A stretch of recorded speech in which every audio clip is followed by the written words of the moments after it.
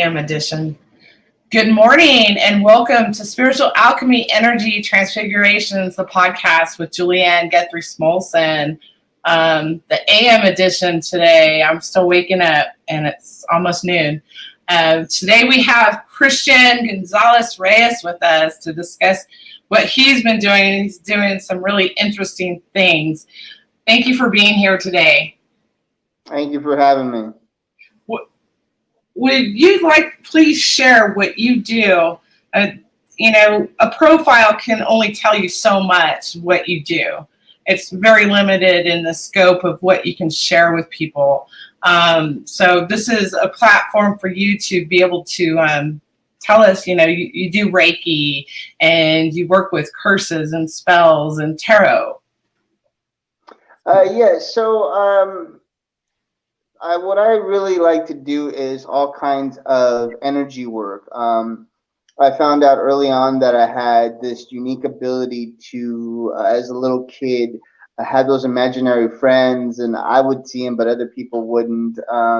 So I always knew there was something there, and I always try to hide it for the longest time, just because of the society, the status, the way it was would be placed upon you. And it wasn't until I got older that I realized that my mom would have been okay with it. I didn't have to suppress it. So then I got a friend to take me to one of those workshops for Reiki, and I got introduced to it.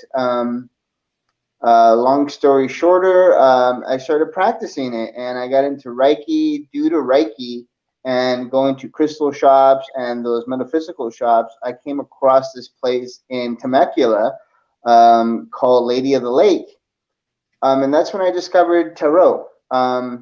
It was the missing piece to my toolkit for healing people.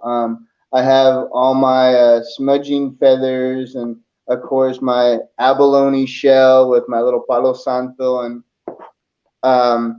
all sorts of sages. And one thing that was missing with the energy healing is, what do I do for the mind? The mind is such a tricky thing to work with. I wasn't a psychiatrist. I wasn't a therapist. I'm like, what can I do for the mind? And as I stumbled across her, the lady behind the counter looked at me. She goes, I got a feeling you're looking for this. And I'm like, no, I don't need tarot. And I was like, how would you know what I want anyway? And that's when she kind of looked up and pointed above her. She goes, psychic? Hello? And I was like, oh, yeah, I forgot what shop I walked into. So I said, okay, let me check it out. So the first deck that I got was the White Light Tarot, which is a Reiki-infused deck. And it was not a beginner's deck because it's so it's very wishy-washy. It's like watercolored paintings. Some are very detailed. You have to really stare at them for you to see the image. So after that, I started playing around with the tarot, and I realized it was the missing piece. And I was on a farm at this time with a lot of animals. So I was able to work with animals, humans. Started with myself, though. I had hit a rock bottom so hard that I fell through the floor. I was addicted to anything I can get my hands on, and I was looking for an out no matter what. I didn't have it in me to cope with life at that point. And I had already met the love of my life, and she was a real sound voice, a real positive inspiration that says, hey, look, you need to get yourself together here, you have a gift. And for myself, more than anything, I realized, I used to do this, and I need to get myself back to where I was. So I started using the tarot for myself. I started using my own Reiki for myself. I was in the high desert with nobody around me for acres, and I just meditated for 40 days. I fasted. I did the secret secretion, and I really tapped into this other realm, and that's what really brought me out of my addiction. It got me to understand why I did certain things. The tarot gave me such clarity, such insight, such awareness into aspects of my life that I didn't even know were a problem. And then it just came slowly, you know, like it doesn't happen overnight. You have to really want it and work at it.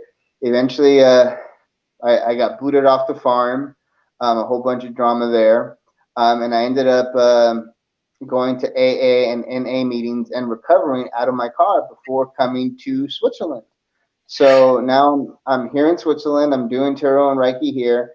And I pretty much am open to help out anybody that's struggling with alcoholism, drug addiction, any past traumas, mental, physical trauma, anything that ails you. I'm here to help out. Awesome. Thank you for sharing that personal story with us. So how did you get to Switzerland? That's an interesting story itself, I'm sure. Yes. I was pretty much there, and I had already, this is an interesting relationship because I was coming out of my third horrible relationship, and I was to the point where I was in this relationship and I was stuck there, and I didn't know what to do to get out. So I pretty much humbled myself. I got myself into that meditative state, and I said, "Dear universe, please present me with a person." And I was very specific. I was like, let it be somebody from Europe. Let it be someone, you know, that is like-minded, someone that's into the metaphysical. Within a week, I got a message on one of those dating apps. And at first I thought it was a friend that was catfishing me for the longest time. So she came to LA for the first time. I thought I was being catfished. And so she comes to LA and we meet. And we spent 2 weeks inseparable. Some time went by. She came back for another visit, and we were inseparable again. And she toughed it out. She went to this farm that I was on. It had no running water, no working toilet. You were pretty much living in a taco shell of a trailer. With all these animals around, you know, it was very hard to stay clean. And she was a trooper. She helped me feed the animals. She did a lot on that farm. Helped me shovel manure. So I knew she was the keeper. And then finally, I had got myself back together and stuff. And she says, "Hey, look, I'm getting ready to go. Do you want to come with me?" And I said, "You know what? I got a feeling this is going to work out. I should have listened." And she went back without me. And then life hit. The farm ended up going not so well. And I ended up having to wait a good amount of time before I finally got myself together, got everything in order. And I just said, you know what? There's something calling me over there. And I pretty much told my mom, my sister, "Hey, this is my decision." They supported me. They got me the plane ticket out here. And that's how I ended up over here. I just came over here to be with her. Awesome. So happy for you. And her too. That's a beautiful story. I guess I need to set some intentions. Not on a dating app, though. Good grief. Yeah, the universe is always listening, though. But hey, you know, one of the major lessons that I learned out of all this is you got to align yourself to receive. A lot of people do not. They keep asking, and sometimes they don't even realize that they're asking. When you're dwelling on a specific topic, you're asking the universe for that, whether you know it or not. So if you're sitting there going like, "Oh, I don't want my car to break down. I don't want to run into this person today," all of a sudden it's like, "Hey, Chris, hey, Julie," and you're like, you know, "Hi, how's it going?" You know, from the littlest things to the biggest things, we manifest them. Like, how many times have you been sitting in an office or at work or somewhere and you kind of go, it'd be nice if I had this candy or this food, and someone comes up and says, "Hey, Julie, I got this and I'm not going to eat it. Do you want it?" And you're like, "Yes." You know, that's the universe, you know. Or you're thinking about, they say in the law of attraction, start off small and ask for a cup of coffee, you know, and you'll be surprised when someone comes up and says, "Hey, can I offer you a coffee? Do you want to go get a coffee? It's my treat," you know. So you got to dial into this, and we use this every day without even knowing it. So more than setting your intentions and being very specific as to what you want, you got to align yourself to receive by either humbling yourself, being aggressive and taking it, I don't mean stealing. Don't get me wrong there, people. Don't do that. That's bad karma, bad voodoo. And or simply sometimes it's serendipity. You know, something bad will happen, and out of that bad news, this good thing will come out of it. And there's your thing that you've been asking for. So it's really about combining the two, asking properly and aligning yourself to receive, and wonderful things will happen. And do you feel that you just have to trust after you ask? Trust? Wholeheartedly. If fear is one of the biggest bondages and handicaps to this whole process. So if you have a fear of the unknown, like I had to put that behind me because I had to delay the trip, I think, twice before coming out. I ended up coming out on the worst travel day in the U.S., which was Thanksgiving. I left on Thanksgiving. And I should have left about a month sooner, but I had fear of the unknown. And it wasn't until I tackled that fear on the unknown that all of a sudden all the blockages just like instantly just lifted off. Whatever was missing filled in, whatever needed to be taken care of got taken care of, and I was able to leave.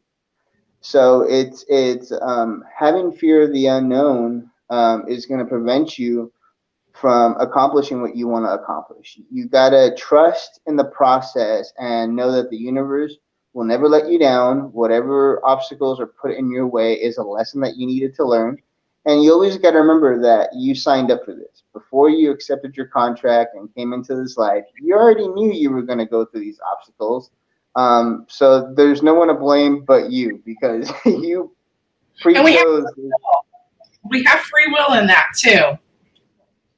Yeah, so your choices fully shape your life, you know. So you have the option of going A or B every day. And if you chose B and it wasn't meant to be, it's because there was a lesson in there for you. If you chose A, then, you know, there's a different lesson there for you. And if you don't get the lesson, you're going to be doomed to repeat it. Yeah, those patterns will just come back and keep coming back until you learned it. Yes. Don't we know that?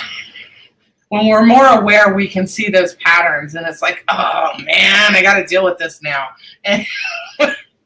but that's how it works. So we got a lot to talk about, actually. See, I found you on LinkedIn, and I really thought this was like really cool thing you were doing, digital detox. Now you're doing something else with intentions. So could you speak to your digital detox and then go into the intention, 30 days of intentions? So the digital detox, both of these came about through the same source. It's My Terra box. It's this little box that my girl orders, and it has like all sorts of girly stuff in it. But every now and then there's something for me in it. So every time she gets one, I just sit on the couch and I'm like, what's in there, you know? And she pulled out these cards that were digital detox, and she's like, yeah, you could have these. You know, she didn't really think twice about them. Like, use them on your Instagram. So I was like, well, okay. I waited a couple of days till I was ready, and then I started. And it's about connecting with your friends, your family, letting go of the phone. This is something that I had practiced for a long time prior to this. But, you know, you lose touch and you end up relapsing. It's a digital relapse when you can't put your phone down. And it's very vital because, one, the frequency, especially if you have a 5G phone now, that's a warning there. 5G phones, no bueno. The frequency that they operate scramble your cells. The 5G towers do the same thing. So if you're we are electromagnetic energy fields, and our chakras are the energy centers for that field. So it's like having 7 or 8 turbines that work together to power this machine, because that's what we are. We're manifesting machines. And I realized that sometimes we need to just get a break from that that blue screen, that blue light. It's just so detrimental to our mental state of being, to our physical well-being. And there's been situations that I'm sure everybody can relate to where you see somebody in person and you go and try to talk to them and they're like, yeah, I don't know you, you know, I don't want to talk to you. But then Right. you hit the check-in button on Facebook and you check in like, hey, I'm here. And all of a sudden they start looking around and they're like, hey, I'm here too. Where are you? And I'm like, dude, I just tried to talk to you and you blew me off. Now all of a sudden you want to talk. So the whole digital detox thing is about connecting with people and remembering what it's like to say hello in person, and spending time talking to them. It's about spending quality time with your loved ones, your loved one. It's about enjoying a meal without no distractions. It was a really good thing. Some of these now, if I had to do the challenge again now, would be affected by Corona because it ends with having a barbecue with you and all your closest friends, and so, which now the neighbors would be like, yeah, he's breaking the code. So yeah, so Bring but, around the paddy wagon. We got to take them all in now. yeah. So the next one that I came across was 30 Days of Intentions. And this is cool because these questions really get you to think like, what are you doing with your life and what do you want to accomplish? The one that was for today was being about authenticity. And so many of us are trying to please other people that we're not authentic. We're trying to be somebody else. We're busy pretending that we're cool. Hey, no, I don't do this, or yes, I do that, and you just got to be yourself and own it, because there's nobody else like you. You're the first, Julie Smolson, even if you have your mom's name or whatnot to a T, you're still that Julie Smolson, So you got to own it because that's who you are. You're here for a reason. You have that personality. You have that energy to be that person, nobody else. And this 30 Days of Intention really gets you to focus on what's missing, what you need to fill in. It gets you to ask yourself like a simple question like joy. What is joy? What is I think the one before that was responsibility. What responsibilities are you ignoring? So it put full accountability on your life and all the little things that make up big things. So it's all these tiny little things that when put together and are running smoothly, you have no, not that much room for living a dull life. Like this makes life so much better when you're fully aware of what your fears are or what's holding you back, because then you have the ability to change it without needing to repeat the continue to repeat. We lost you. Okay, we're having some technical difficulties. Christian, come back. Well, he does daily tarot readings and weekly tarot readings that he posts on Instagram. Hi. Hello, sorry about that. My internet browser decided to crash on me for the first time ever. So I guess I'm not supposed to get this information out to you guys or whatnot. It's secret. Can't tell anybody. Yeah. So you also do, outside of these challenges, you also do daily tarot readings that you post. You do weekly as well. I do the weekly and I do the daily. And I'm actually thinking about adding a night card. Just today, I started doing the card of the day because there's a 9-hour difference between us. So I started doing, for my followers in the US, I started doing the card of the day for the US, and I started doing the card of the day for here in Switzerland. The next thing I'm thinking about doing is adding a card to pay attention to before bed or during your sleep time, like images to be aware of during your dream state to see what messages you're getting or what you should wake up trying to remember. Ooh, I like that. Are you going to go into dream interpretations? My girl's got an oracle deck for dream interpretations. That's kind of one thing I do need to polish up on. I do need to learn about dreams and stuff because it's so weird what certain things could mean. Like a spider means something totally positive. If you're scared of spiders, you're going to see it as like, oh my God, my fears are out to get me. But when you look at the meaning of what a spider means in a dream, it's totally different. It's totally positive. And then something that's totally positive means something totally negative in the dream world. So who knows, you know? I need to brush up on that. I really need to understand dreams and stuff because I've had some really, especially recently, one of the things that I got introduced to out here was something called mugwort. Mm-hmm.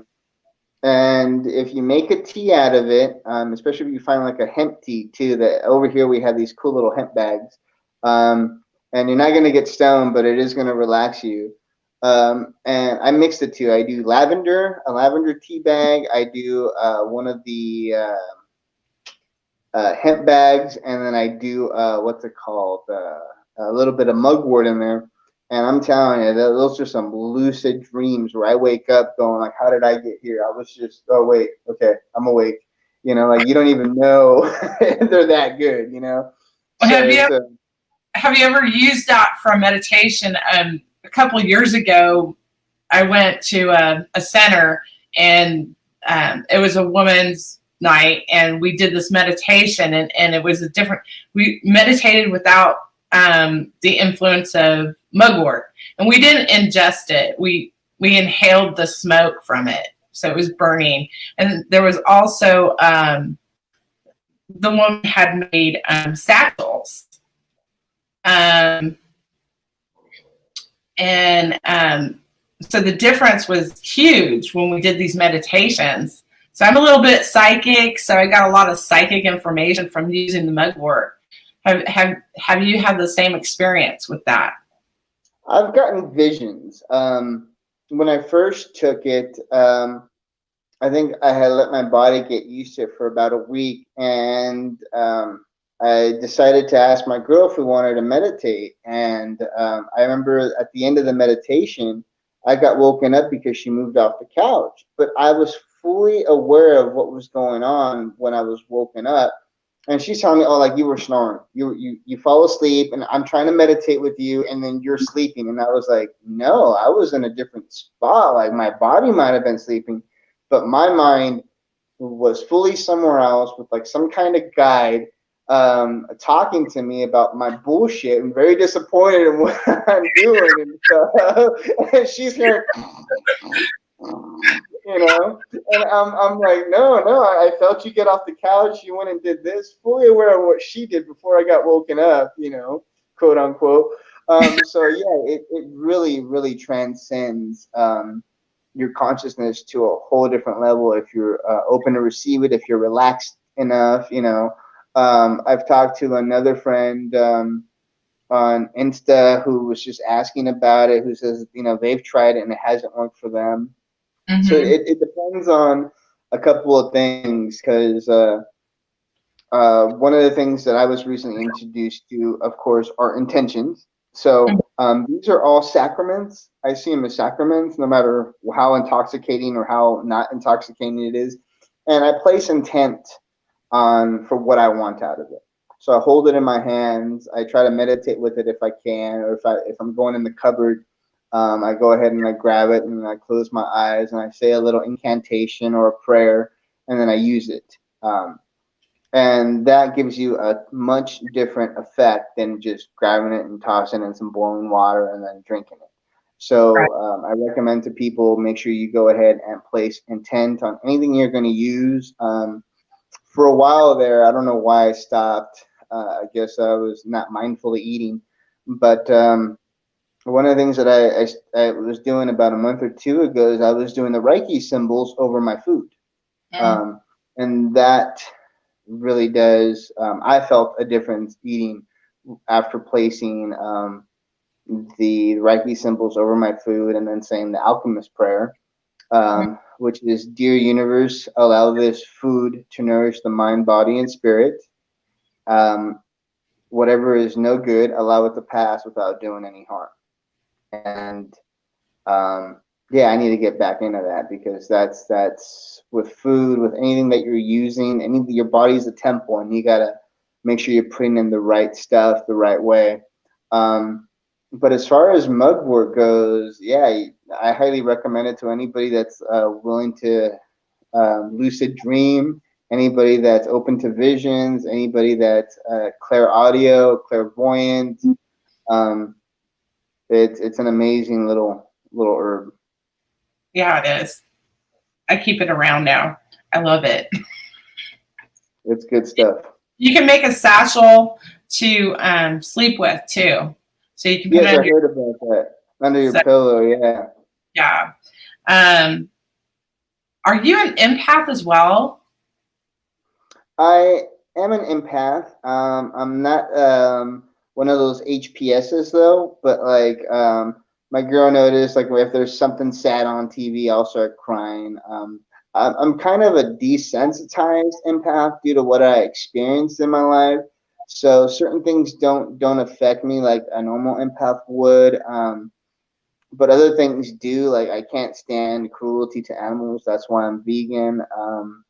I really can't stand certain things, but other things, it doesn't even faze me. Now, my wife here, she's a HPS, which is a hyper sensitive person, and she'll start crying out of nowhere if she sees anything sad on TV or whatnot. So she's more touched. I am an empath. I do connect with people. That's how I'm able to do certain readings. Like I don't really need the tarot cards. I just like the artwork, and it's really fun. But if I'm really focused, I could just read you without the cards. Huh. Very cool. So you use that skill or talent in your Reiki as well? Yes, because when I am dialed in, and usually before I get into a Reiki session, I clear my mind. I get myself to that state, and when I'm in that state, I'm just guided, and I could just place my hands around. I go through your chakras first and your energy field. I go and scan your aura, sweep it, and then usually by the time I'm doing that, I know where the issue is. I know where the blockage is. Sometimes I'll ask you questions, and I'll get the validation from you and stuff, and then I start doing either pulling out energy, clearing the blockages, or infusing energy in. So it helps a lot with the Reiki sessions. It also helps with the tarot, because sometimes I'll look at a card and be like, okay, this is such a weird card for this position, which represents this, and then out of nowhere, like this message, like I'll just hear something. And I'll be like, that's weird. That's like one of the super rare by the book, if you have the book on that deck or whatnot, it's like one of the, it could also mean this. And it's like very, very rare that it could mean that. And I'll touch up on it, Other times I'll be drawn to an image on the card, and I'll be like, hey, what's going on with this in your life? And I'll be like, how did you know? I think when we were talking, before your tarot reading, I had said something about like, hey, like I'm picking up this whole manipulation and yes, yes. So I picked up on that without the cards. It's just like, hey, I'm getting this download right now. Like something's going on. Like I'm getting. So sometimes I get downloads from people. It all depends on how spiritual they are, how in tune they are, and how they're broadcasting their energy. Sometimes it's their guides that come in. I was getting that when I first started a lot. I would hear something, and I'd be like looking around, like, okay, there's nobody here. Who's telling me this, right? And then I'd hear it again, like, hey, you need to go talk to this person. I'm like, who's whispering this in my ear? It would sound like a whisper, like right here, And then I'd be like, why would I go do that? And they're like, you need to go do this. And they'd be firm. Then all of a sudden, my higher self, or whatever it was, would be like firm, like get up and go talk to this person. Right. And then I'd introduce myself, I'd tell them, I'm like, hey, I'm getting this message, this is, I don't know if this is what's going on in your life right now. And then they'd either break up with what they're doing, just completely abandon it and come talk to me. or I've had cases where they're like, are you stalking me? Who are you? Like, how do you know this? This is very personal. Nobody knows this, you know, and I'm getting ushered out by a bouncer at a bar. Like, you need to go, you creeped out. And then, you know, they'd come outside and be like, no, really, how did you know? And I'd be like, I tell them the truth. Like, hey, I just got this message that says that this is what you're going through. And your answer is this, you know, you hit that spot where you're on your knees going, dear Lord, dear universe, send me a sign. I'm like, yep, I'm your sign, you know. Not what you were expecting, you know, but hey, you know, here it is. Let's go back in the bar and have another round. Right, yeah, it always happened. Like, I used to play pool a lot. It was something that I just truly loved. And sometimes I'd be chasing the balls around the table, you know, and I'd be like, really? Now? Like, I'm doing good, you know. I'm in the middle of a tournament. You want me to do what? Talk to who? Why? You know, and yeah, I've had other times where it's been like this big thug looking guy, you know, with like the 5 drops coming down his cheek and stuff, you know, tats up to the neck and stuff. And I'm sitting there, you know, like, you want me to do what now? Talk to them about what? Like, you want me to get shot? You know? And I eventually would find a way to make conversation, and then I would just, you know, I learned to get really good as to how to deliver, you know, because at first I would be like, hi, my name is Chris. I believe this just happened to you, blah, blah, blah, and it would just not go well. So then I learned to just, you know, hey, let me buy this person a drink. Let them come over and say thank you, small chat. By the way, you know, and then, you know, go about it that way instead of just, bam, here you go. Give them some lube. Here's some lubricant. You're going to need this. Yeah, let me get an adios for this person. You know? So, you do distance Reiki, obviously. And so in doing that, have you experienced remote viewing, or have you practiced that in the past? It's intrigued me.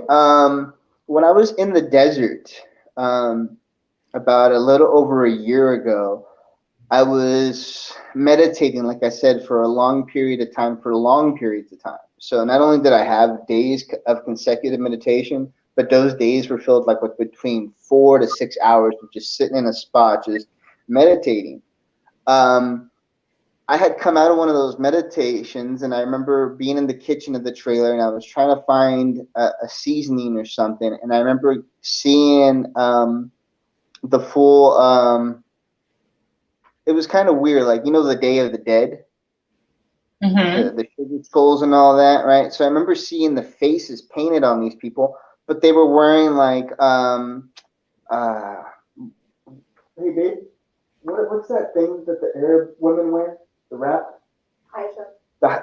The hijab. I remember seeing the hijab, and then I remember seeing them running, and I remember seeing the men with their white little cap, their white tunic, and their white pants running out barefooted and running out of a mosque. And my whole, from grabbing that seasoning and getting ready to season something, all of a sudden I'm in this black space. I'm floating above something. I can't tell what it is. I could just see a building that looks like a mosque, and I see these people running out, and then some of them have the Day of the Dead face on them. The very next morning, I woke up to find out that there was that shooting in New Zealand at the mosque or whatnot. Those supremacists, white supremacists, came and shot up a mosque. So I've gotten visions of that. I've gotten, I think one of the weirdest ones was being able to avoid a car accident. I saw myself driving home from the farm from Temecula to Los Angeles. It's a heck of a 2-hour drive, 2.5-hour drive, depending on traffic. And I remember seeing it like I was driving. I remember waking up and just sitting straight up like, whoa, what just happened there? And I remember like patting myself like, whoa, it was so vivid. So I felt like I was there. And I remember started when I was driving home, a few hours later, after I woke up, I had to prep the animals, and then it was my turn to get a break off the farm. I remember I started driving, and I see the semi with the exact logo going down past me. I remember seeing myself in the exact same spot. I remember the little white car go by me. I remember the minivan, the red minivan went by me with the family in it. They were doing their traditional, like, singing. Everybody in the, having a family excursion out and about, and that's when I just slammed on my brakes, slowed down. I looked at where I was at, and I remember going to the far left, almost into the carpool lane solo. And then this car just floors it, this pickup truck, it floors it. And if I hadn't moved, I would have been hit, and I would have been thrown into all this. It would have just caused this whole havoc. But because I moved in time, the car was able to flow through that gap, not hit me, and he ended up crashing into those water barrels. I guess the guy was drunk and fell asleep at the wheel. Oh, wow. Oh, So wow. yeah, so I've had a couple of weird things. As of being in Switzerland, I've gotten hunches and intuitions, but no visions.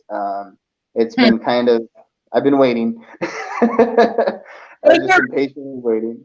Those are more premonitions than remote viewing. Like, because I do Reiki, I'm a Reiki master teacher. And I never really practiced distance Reiki up until this year, or last year, excuse me. And when I was doing this distance Reiki, all of a sudden I'm seeing the client. I can see them while I'm working on them. And they're 100 miles away from me. So, premonition, yes, but you also got to remember, when you enter that state, time and space no longer exist in that realm. So right. future Right. is in the moment. So seeing those things to me is like I was there, because I felt like I was there. When I woke up from that car accident, I was just like, whoa. And then when I was on the highway, seeing the exact vehicles that I was passing up the exact same way, it looked like I was watching a movie and then living the movie. And I was just like, okay, that's weird, because it's like seeing the movie filmed from that person's perspective and then being that person in that movie, Right. And I knew, like, I have to get over. Like, that voice was like, you need to move over. And the second I did, just visions. One of the things when I started doing the remote Reiki is I was always told to find like something that represents that person.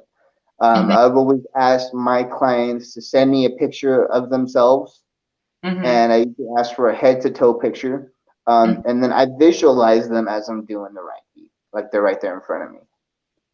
I set up pillows on the floor. that works.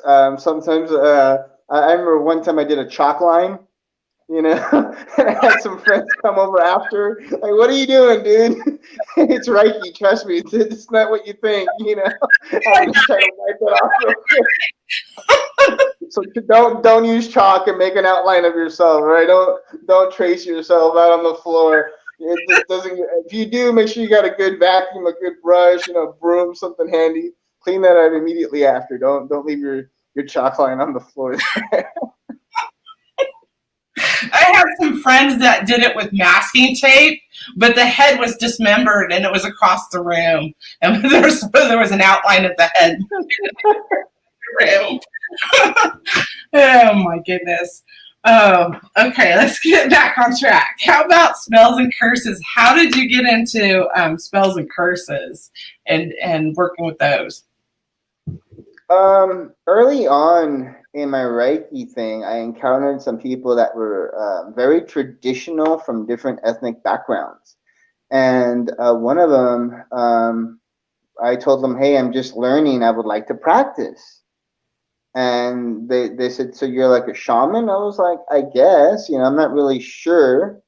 And I said, I just do energy healing. That's the best way I could tell them. I didn't know how to tell them, and especially with the language barrier there. So they're like, yeah, you could try it on me.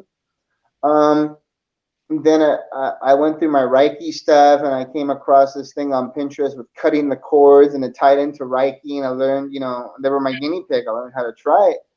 A few days later, I ran into that person again. They said, hey, I've never felt so great, and they said, hey, I want to share something with you because I've always felt like this person in my family was very jealous of my family, and she put curses on us. And since then, things have gone totally different. And I was like, oh, okay. So that was one, I kind of let that go. And shortly after that, a lot of my repeating or new Reiki customers, or at that point, it was, I guess you could say, you're supposed to heal yourself for 21 days and then do friends or do family, then friends, and then branch off to doing clients.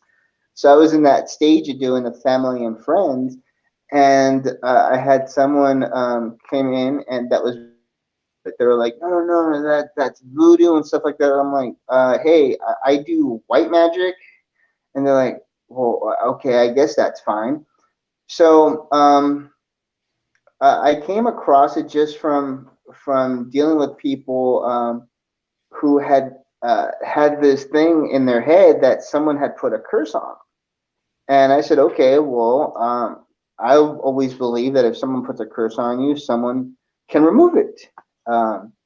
And especially if they're using the divine energy, what's a better tool to get rid of a hex than the almighty source itself? So I just learned how to really tap into that, and I just kept going with it. So anytime anybody says, hey, I feel like a curse has been put on me, I'm like, oh, I know what to do.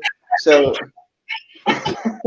this, yeah, no problem, I got you, and I just know where to start. I know that it's about certain phrases that they got to repeat themselves as I'm working. If it's in person, usually I sit them down in a chair, and I get them to visualize what it is that they feel. And then I say, okay, now that you have that and you're focused on it, I want you to see it leaving you. I want you to see it being taken away from you. I want you to give it to me. And they might just be visualizing it, but they're actually doing it. And I'm sitting there using my Reiki techniques to pull it away from them and make sure that I have it. And then when I have it, I can feel it, and then I just send it to somewhere where it could be used for good. I transfer that energy back into its cycle to carry on somewhere else where it's beneficial instead of causing harm. Awesome. So do you just remove spells and curses, or do you cast them in, like, say I wanted a love spell put on someone? I only do the spells for myself. Love spells for other people, or spells like that I'm casting on somebody. If it's a healing spell, I will do it on you. I'm like very into the white magic, white energy. So the spell has to have some kind of healing property for me to use it on you. It has to have some really positive outcome for me to even mess with it. Other times I'm doing like candle magic, like find me a job kind of thing, 3 blue candles, your description of the job. Bay leaves, I write my intentions on bay leaves, and then I burn them and let them go out into the wind, things like that. As far as hexing people, I will definitely not do that, because I feel that if I do, I will, my energy will be depleted, or my gift will be taken away from me. I had an interesting thing where I had someone do a palm reading on me, and they showed me what I had on my hand, and they said, oh, you have the cross of this and in this sign here, which means that in a past life you were a very powerful witch or wizard, but you misused your power. So this is a seal now as a reminder for you not to misuse your power. And I was like, oh. So yeah, so that really stuck with me always. Okay, so I've done this in a past life, and I've done it for bad, and it just resonated with me. When something just really resonates with you, it resonated with me. So I was just like, okay, this life, I'm tempted. This person just really pissed me off. I could very easily, get a black cat and make it run in front of them, but I won't. I just 3 deep breaths, just breathe, just let it go. One of the funny things that I've seen is I don't curse people. I just bless everybody around them. Um, that's a little meme that goes around, and that's pretty much like to the extent of what I do. I really don't. Uh, I remove the curses, or I do something very positive for healing, or to counteract one that's been placed on you. Right. Is what I was trying to find the words for. But I won't do a love spell for somebody, because that's manipulating someone's free will, and I don't do that.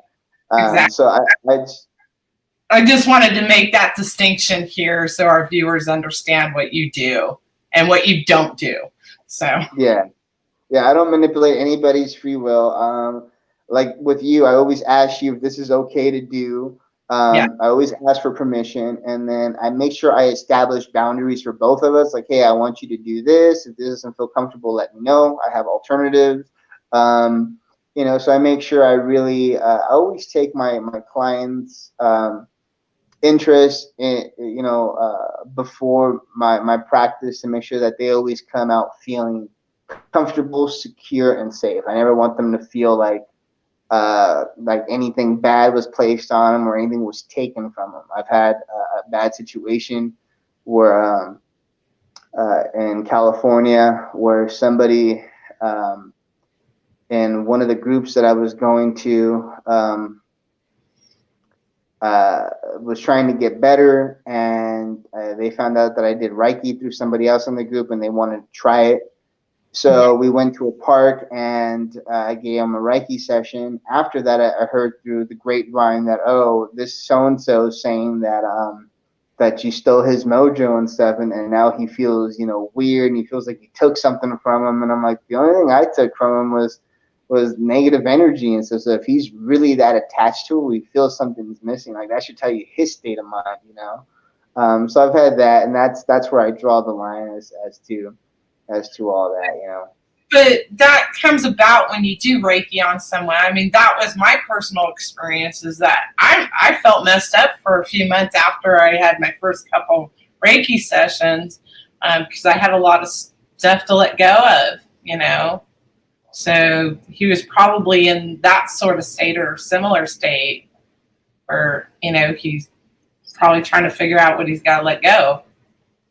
Yeah, that's one of the things that I learned too, is with me, sometimes after a Reiki session, even though like I removed a bunch of baggage and cleared off a lot of energy, after I wash my hands and empty out that salt bowl, I feel like I'm 10 and want to go outside and play for another 18-hour day.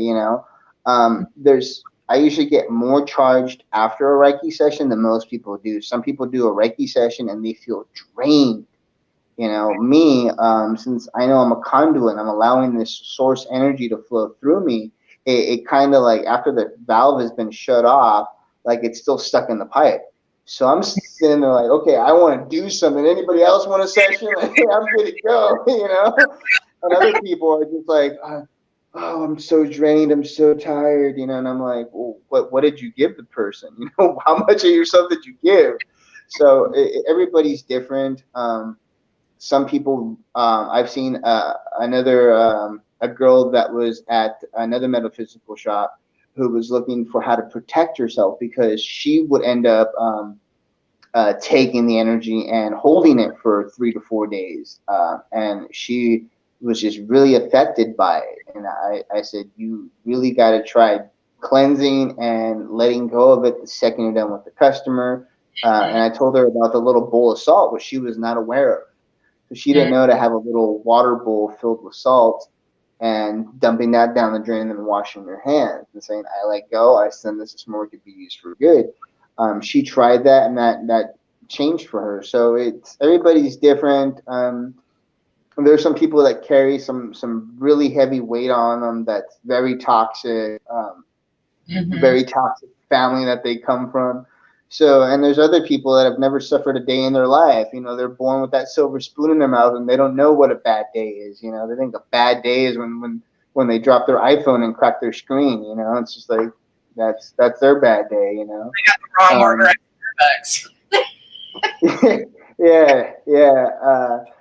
Them having a bad day, Starbucks being out of soy milk, you know, or something. You know, so it just depends on who you're talking to and whatnot. But for the most part, part of the key is staying grounded to the earth, and just letting it flow through you and into them, and knowing how to. One of the things that they really don't teach you in the Reiki schools is how to be the conduit. They just show you how to do it, but they don't show you what exactly you're being. And when you see yourself as the copper wire, you know, that has the electricity running through it, you got to be protected. You got to have that coating on you. You got to make sure that you're grounded, that you're wound up right, that you're released properly, that you're secured and clipped in right, so that connection's there, but also quickly detached. You know, right. I had to learn how to do that myself because I'm an empath, and I started picking up physical ailments from my clients, or just in general, like hugging someone because I care about them, and I would pick up their stuff, and it's like, wait, why am I feeling like this isn't mine? So I had to learn how to disconnect their energy from my energy at the end of a session. So I don't do that any longer. It's difficult. Yeah, when I first started off, when I was doing the aura sweep, I would hit like a little speed bump, and I'd feel it, and then I'd go around there and I'd ask them, do you have shoulder pain, or is something wrong with your hip? And they'd be like, yeah. And I'm like, okay, I feel something there.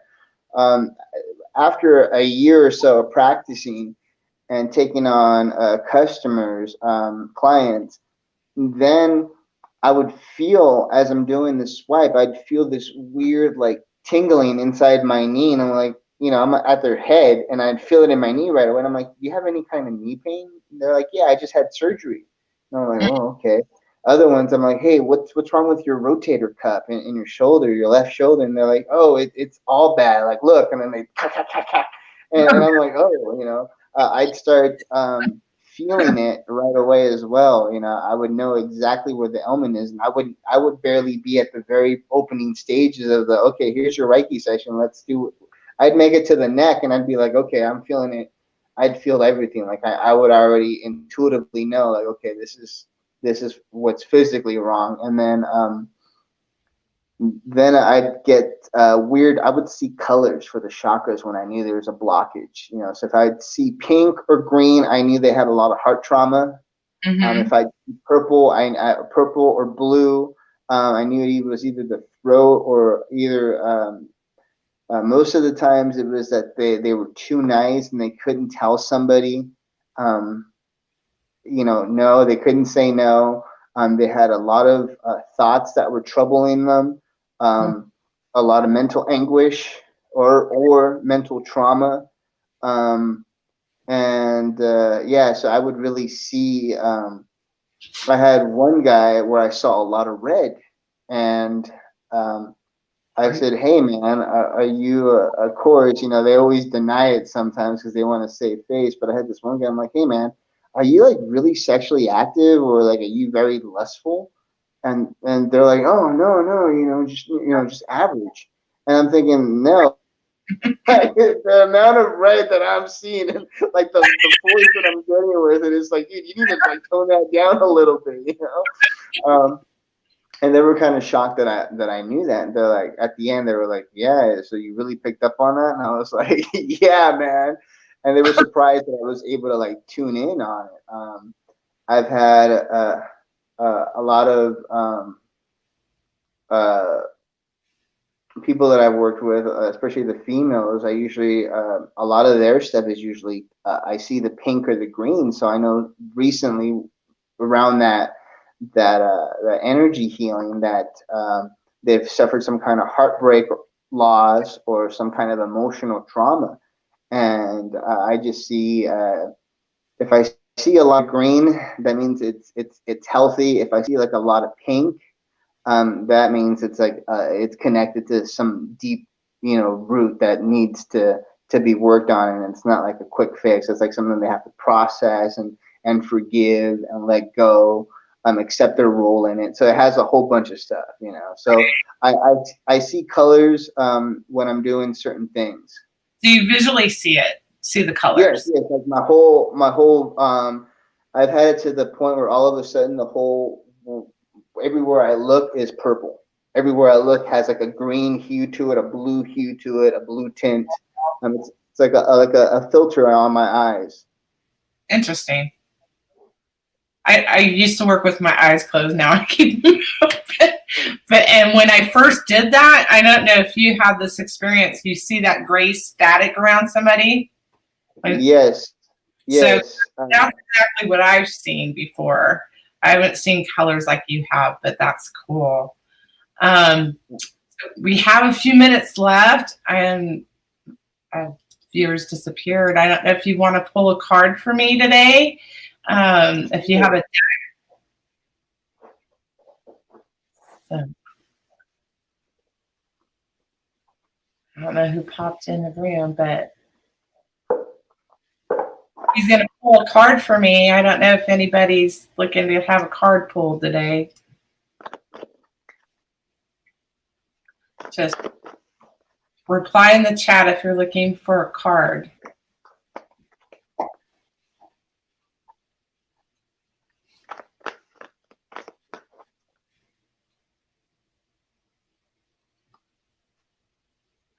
This is called. Did you freeze again? Oh, no. No, I'm just doing my incantation. Whenever I do the cards, one of the things that I learned early on to separate the ego from the reading is there's this cool little incantation that I invoke the Iao, that thou wilt send Haru, the great angel that is set over the operations of the secret wisdom, to lay his hands invisibly on these consecrated cards of art, so that thereby we may attain true knowledge of hidden things in thine ineffable name. Amen.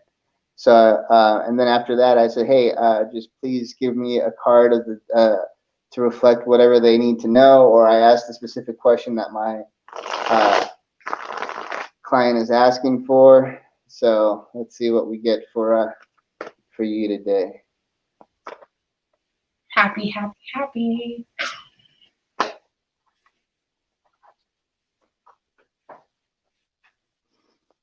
Happy one. Where is that thing? There's the camera. So Upside down. Yeah, reversal, and this is the 5 of Swords. So this is that you have a lot on your mind, and you might have been humiliated. This was a battle that ended not quite well, but it seems like you haven't let go. It seems like you're having issues in the letting go process. This is a card of you're holding on to it. It's already happened. You just need to move on and go forward. Huh. I wonder if it has something to do with this. It could possibly well, because that's what I'm getting from it. And if you look at the card, there's somebody else over here that looks like they're in the... Yeah. So, yeah, so it's not a bad card, but it's just saying that you've had some kind of quarrel with somebody, and you feel like it could have gone better, and it feels like you were humiliated, and they just were. I'm defeated, and I have to move on, and it's part of my lesson to move on and let go of it. So that's exactly it, right?